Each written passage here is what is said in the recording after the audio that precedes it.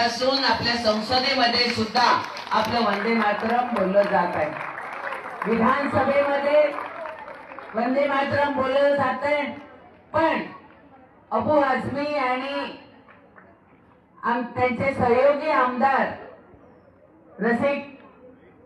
रईस शेख हे दोघं वंदे मातरमला विरोध करत आहेत.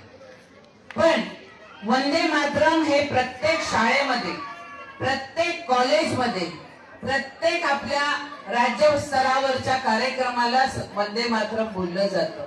ह्या गीतामध्ये जी ताकद आहे की 150 वर्षापूर्वी आपण ज्या वेळेला परतंत्रामध्ये होतो त्या वेळेला आपली एकजूट होण्यासाठी हे वंदे मातरम गीत गायलं गेलं.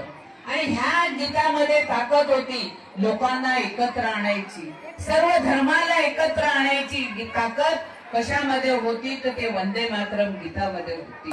भारताला स्वातंत्र्य मिळण्यासाठी अनेक जवानांनी आपली प्राणाची आहुती दिली आणि ही आहुती देत असताना त्यांना अनेक कष्ट सोसावे लागले आणि हे कष्ट सोसत असताना आपल्या मातृभूमीला वंदन म्हणजे वंदे मातरम, भारत मातेला वंदन म्हणजे वंदे मातरम. मी आज इकडे आलेल्या खास करून देशभक्त रुस्तमजी इंटरनॅशनल स्कूलच्या सर्व विद्यार्थ्यांचं, त्याचबरोबर इकडे आलेल्या मुंबई महानगरपालिकेच्या शाळेच्या विद्यार्थ्यांचं आणि देशभक्त सर्व बंधू भगिनींचं मनपूर्वक अभिनंदन करते.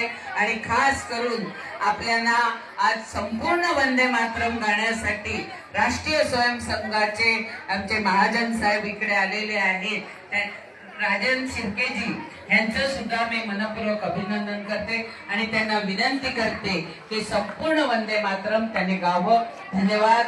जय हिंद, जय महाराष्ट्र, भारत माता की जय, माता की जय.